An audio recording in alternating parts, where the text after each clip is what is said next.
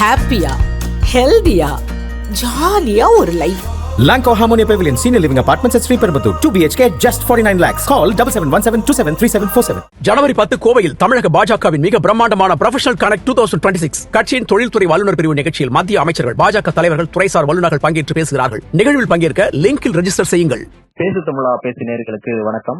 இன்று நம்முடன் இணைந்திருக்கும் சிறப்பு விருந்தினர் பாஜகவை சார்ந்த திரு கருப்பு முருகானந்தம் அவர்கள். சார் வணக்கம். சார் வணக்கம். சார் வணக்கம். நல்லா இருக்கீங்களா? நல்லா இருக்கும் சார். திருப்பரங்குன்றம் விவகாரம் தான் ரொம்ப பரபரப்பா தமிழக அரசுல பேசப்படக்கூடிய ஒரு விஷயமா இருக்கு. ஜியா சுவாமிநாதன் அவர்கள் கொடுத்த தீர்ப்பு செல்லும் அப்படிங்கிற ஒரு விஷயத்தை குறிப்பிட்டிருக்காங்க. சோ இது தொடர்பா நிறைய அரசியல் கட்சி தலைவர்கள் நிறைய கருத்துக்களை தெரிவிச்சிருக்காங்க. திராவிட முன்னேற்ற கழகத்தை சார்ந்த அமைச்சர் ரகுபதி அவர்கள் ஒரு கருத்து தெரிவிச்சிருக்காரு.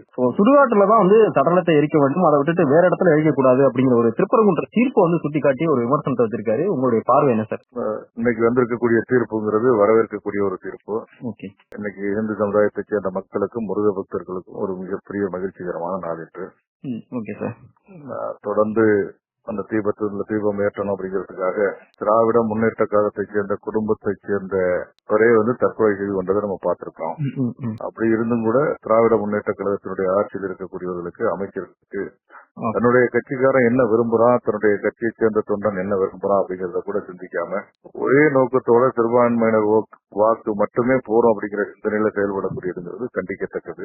அது மட்டுமல்ல, இந்துக்கள் புனிதமா வழிபடக்கூடிய திருப்பரங்குன்றம் மலையின் மீது தீபம் ஏற்றக்கூடியது சுடுகாட்டோடு ஒப்பிட்டு பேசுவது என்பது மிக மிக கேவலமான ஒரு விஷயம். அனைவருக்கும் பொதுவான ஒரு அமைச்சரா இருக்கக்கூடியவர், இந்துக்கள் புனிதமா வழங்கக்கூடிய முருகப்பெருமானுடைய இடத்துல இருக்கக்கூடிய அந்த தீபம் ஏற்றணும் அப்படின்னு உயர்நீதிமன்றம் தீர்ப்பு கொடுத்து கூட அடுத்து உச்ச நீதிமன்றத்துக்கு போறாங்க. இது முழுக்க முழுக்க இந்துக்களுக்கு விரோதமா செயல்படக்கூடிய அரசாங்கம் திராவிட முன்னேற்ற கழகத்துடைய அரசாங்கம் அப்படிங்கறத நிரூபிக்கக்கூடியதா இருக்கு. முக்கியமா 2026 தேர்தலில் எப்படி மற்ற மதத்தை சேர்ந்தவர்கள் ஒன்றுபட்டு வாக்களிக்கிறார்களோ அதே போல இந்துக்களும் கூட ஒன்றுபட்டு இந்த திராவிட முன்னேற்ற கழகத்திற்கு எதிராக வாக்களிப்பார்கள். நிச்சயமாக இந்த திராவிட முன்னேற்ற கழகத்துடைய ஆட்சி இந்த முருகன் அருளால திட்டப்படும். ஓகே சார், இந்த தீர்ப்புல அரசியல் நோக்கங்கள் நிறைவேற்றிக் கொள்ள எந்த ஒரு மாநில அரசும் இந்த அளவிற்கு கீழ்நிலைக்கு செல்லக்கூடாது அப்படின்னு நீதிமன்றம் கடுமையான விமர்சனத்தை முன் வச்சிருக்காங்க. நீதிமன்றம்னு இல்ல, ஜனநாயக நாட்டுல இந்துக்களுக்கான உரிமைகள் மறுக்கப்படுறது அப்படிங்கிறது தமிழ்நாட்டுல வழக்கமா தொடர்ந்து நடந்துட்டு இருக்கக்கூடிய ஒரு நிகழ்வா இருக்கு.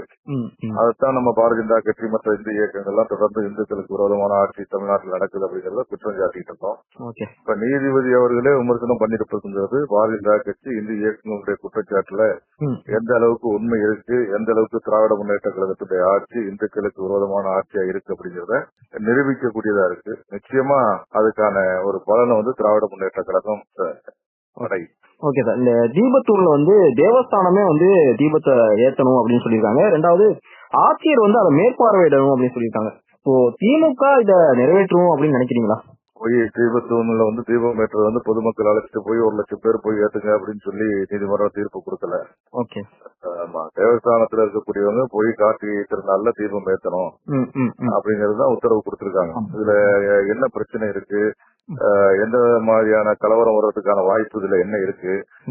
ஒரு இந்து அறநிலைத்துறையே அதுக்கு எதிராக இந்து அறநிலைத்துறையை சேர்ந்த அமைச்சரை அதுக்கு எதிராக கருத்து தெரிவிக்கிறது, அதுக்காக உயர் நீதிமன்றத்துக்கு போறதுங்கிறது இந்த கோயில் நிர்வாகத்துல இந்து அறநிலைத்துறை இருக்கிறதுக்கு தகுதி இல்லை அப்படிங்கறத உணர்த்துது. அதையும் கூட நம்ம தொடர்ந்து வலியுறுத்திட்டு இருக்கோம். இந்து கோயில்கள் இந்து மதத்தை சேர்ந்த ஆன்மீக பெரியவர்களிடம் இருக்கணும், இது ஹெச்ஆர்என்சியில இருக்கக்கூடாது அப்படிங்கறத நம்முடைய இயக்கத்தை சேர்ந்தவர்கள் தொடர்ந்து வலியுறுத்திட்டு இருக்கோம். என்ன காரணம்னா இந்த காரணத்தினாலதான் இந்து கோயில் நிர்வகிக்கக்கூடிய இடத்துல இருக்கக்கூடிய இவங்களே, அந்த துறைக்கு அமைச்சரா இருக்கக்கூடியவங்களே இவங்க பாடுபட வேண்டியது இந்து கோயிலுடைய உரிமைகளை மீட்கிறதுக்காக பாடுபடணும். ஆனா நீதிமன்றம் உத்தரவு கொடுத்தும் கூட அந்த உரிமையை செயல்படுத்துறதுக்கு மறுக்கக்கூடியவர்கள் எப்படி ஹெச்ஆர்என்சியில அமைச்சர், அதற்கு அவர்களுக்கு தகுதி இருக்குதா அப்படின்னு பார்த்தா கண்டிப்பா இல்ல. அதனாலதான் நம்ம தொடர்ந்து இதை வலியுறுத்துறோம். இந்து கோயில்கள் எல்லாம் இந்து சமுதாயத்தை சேர்ந்த பெரியவர்களிடம் ஒப்படைக்கணும், ஹெச்ஆர்என்சி இருப்பது தவறு அப்படின்னு தொடர்ந்து வலியுறுத்திருக்கோம். நிச்சயமா நம்முடைய ஆட்சி தமிழ்நாட்டுக்கு போகும்போது அதுல மாற்றத்தை கொண்டு வருவோம். ஓகே சார், இதுவரை எங்களோட உங்க கருத்துக்களை பண்ணிக்கிறோம். நன்றி சார். நன்றி, வணக்கம். நன்றி. உலக தமிழ் சொந்தங்களுக்கு வணக்கம். நான் ராஜவேல் நாகராஜன்.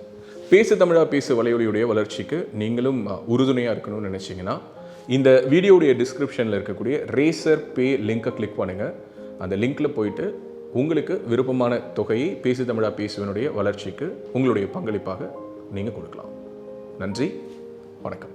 பேசு தமிழா பேசு சேனலுக்கு ஆதரவு தந்து கொண்டிருக்கக்கூடிய பார்வையாளர்களுக்கு வணக்கம். அரசியல் ஆன்மீகம்னு மட்டும் இல்லாம இப்போ ஹெல்த்லயும் நம்ம வந்தாச்சு. ஹெல்த் சம்பந்தமான பிரச்சனைகளுக்கும் ஹெல்த் டிப்ஸுக்கும் ஹெல்த் கேருக்கும் இல்ல ஹெல்த் பத்தி ஏதாவது தெரிஞ்சுக்கணும் அப்படின்னு நினைச்சீங்கன்னா ஹெல்த் குரு சேனல் கண்டிப்பா உங்களுக்கு யூஸ்ஃபுல்லா இருக்கும். பேசு தமிழா பேசு சேனலுக்கு கொடுக்கக்கூடிய இதே சப்போர்ட்டை ஹெல்த் குரு யூடியூப் சேனலுக்கும் கொடுத்து அந்த சேனலை சப்ஸ்கிரைப் பண்ணி உங்க நண்பர்களுக்கு ஷேர் பண்ணும்படி கேட்டுக்கிறோம். நம்ம ஹெல்த் குரு சேனலோட லிங்கை டிஸ்கிரிப்ஷன்ல தரோம், மறக்காம செக் பண்ணி பாருங்க.